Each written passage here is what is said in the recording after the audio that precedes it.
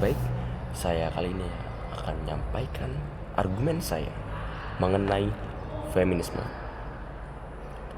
Seperti yang kita tahu sendiri, di dunia modern ini, kesetaraan gender semakin diperjuangkan, semakin ditegaskan oleh para perempuan terutama. Kenapa? Ya, karena pihak yang paling sering mendapatkan kekerasan, pihak yang paling sering mendapatkan perlakuan kasar, pihak yang paling sering mengalami hal buruk mengenai hal-hal berbau kesetaraan, hal-hal berbau gender, hal-hal berbau seksualitas adalah perempuan. Maka dari itu, saya secara umum menyimpulkan bahwa itulah yang disebut sebagai gerakan feminisme. Gerakan yang mana memperjuangkan hak-hak, terutama hak-hak perempuan, hak-hak feminim, hak perempuan dalam dunia.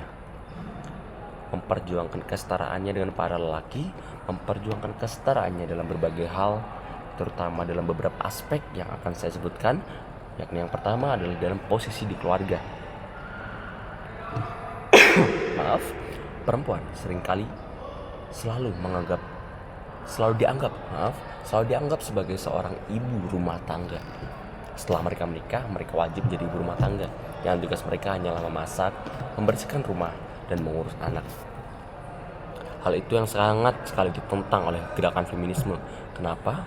Karena mereka menganggap bahwa perempuan itu memiliki pilihan sendiri. Perempuan juga seorang manusia, walaupun di beberapa kisah Alkitab, kisah-kisah agama seperti agama Katolik, dalam agama Katolik sendiri disebutkan bahwa perempuan diciptakan dari tulang rusuk laki-laki. Tapi itu bukan berarti perempuan tidak setara dengan laki. Perempuan diciptakan juga secitra, sama segambar dengan Allah. Maka dari itu, pada poin yang pertama ini, para penggerak feminis ingin bahwa mereka tidak dianggap hanya sebagai ibu rumah tangga saja.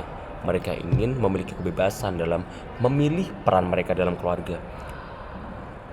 Maka dari itu dapat dilihat bahwa gerakan feminis yang sekarang menunjukkan keegoisan wanita, bahwa mereka, saya tidak ingin mengurus anak, saya ingin bekerja misalnya, saya ingin belajar misalnya. Itulah yang terjadi sekarang. Banyak sekali peran yang terbalik, bisa dibilang terbalik atau bahkan tidak ada. Ya, peran ibu rumah tangga seringkali terbalik menjadi bapak rumah tangga, ataupun ibu rumah tangga sudah tidak ada lagi karena digantikan oleh pembantu rumah tangga, asisten rumah tangga, atau yang biasa kita sebut sebagai ART. Poin yang kedua adalah posisi di masyarakat. Mereka ingin bahwa mereka juga dipandang sama dengan lelaki ketika mereka menyuarakan pendapat mereka. Mereka mengutarakan pendapat mereka secara utuh di dalam masyarakat. Mereka ingin diterima di masyarakat. Walaupun di situ masyarakatnya banyak lelaki, mereka ingin lelaki itu menerima mereka baik sebagai penyuara, sebagai bagian dari pemberi suara, ataupun pemimpin yang menyatukan suara. Dapat kita lihat sendiri, sudah banyak presiden-presiden di luar sana, baik di Indonesia maupun di luar sana, di Amerika misalnya, sudah banyak presiden yang merupakan perempuan. Itu sudah menjadi tanda bahwa gerakan feminisme sudah berhasil di beberapa aspek, terutama dalam aspek kemasyarakatan. Poin yang ketiga adalah dalam hal pendidikan. Dapat kita lihat sendiri bahwa para penjuang gerakan feminis sudah sangat menekankan kesetaraan di bidang ini, terutama karena kesetaraan di bidang inilah yang menjadi awal penggerak feminisme.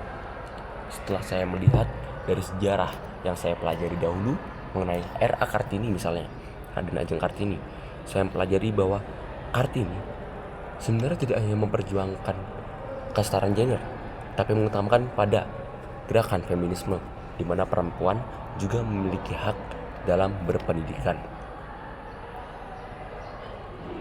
Gerakan feminisme menjadi bagian baru dalam dunia internasional. Hal ini disebabkan oleh anggotanya yang tersebar juga di mana-mana. Gerakan feminisme pun menjadi berbagai alasan terjadi perubahan dunia ke arah positif. Ya, keegoisan wanita. Hal yang dimulai dari keegoisan wanita yang ingin dirinya dianggap menjadi hal yang positif di dunia, yaitu gerakan feminisme. Seperti halnya kontrol populasi. Banyak negara-negara besar yang populasinya sudah bisa dibilang melebihi batas, atau dalam bahasa Inggris kita bisa menyebutkan sebagai overpopulated. Itu dalam bahasa Inggris. Namun dalam bahasa Indonesia kita menyampaikan sebagai kelebihan batas populasi. Hal ini dilakukan oleh para perempuan dengan cara mereka seperti poin pertama yang saya sampaikan, yaitu mereka ingin memiliki hak memilih dalam keluarga. Nah, pilihan yang mereka pilih saat ini dalam hal ini adalah mereka tidak ingin memiliki anak.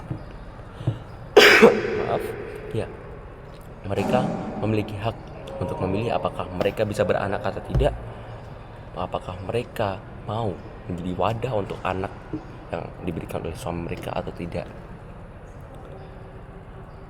Kebebasan dalam keluarga inilah yang sangat ditekankan, sehingga perawat anak bukanlah hal yang wajib bagi perempuan saat ini. Memiliki anak bukan hal yang wajib bagi keluarga saat ini. Itulah pandangan mereka. Hal yang kedua, bertambahnya hukum yang mengatur mengenai seksualitas. Ya, dapat kalian lihat sendiri, semakin banyak, semakin rinci hukum yang diberikan oleh pemerintah mengenai hal-hal yang berbau dengan seksualitas, terutama kepada perempuan. Namun hal ini juga tidak berpengaruh kepada perempuan, juga kepada para lelaki. Sebab di tahun-tahun sebelumnya sudah sangat marak berita yang saya dengar mengenai pelecehan seksual, baik di Indonesia maupun di luar negeri, baik pemerkosaan dan lain sebagainya yang berbau dengan hal-hal buruk terhadap feminisme. Hal yang ketiga, kesetaraan gender semakin merata, terutama kepada para perempuan. Menurut pandangan klasik, Aristoteles pernah menyatakan bahwa hidup adalah pilihan, yang juga setahu saya menjadi slogan utama gerakan feminisme yang sudah saya sampaikan sebelumnya, bahwa perempuan juga berhak memilih karena mereka juga sama seperti halnya lelaki, yakni sama-sama manusia, sama-sama ciptaan Tuhan. Sekian argumentasi dari saya. Terima kasih.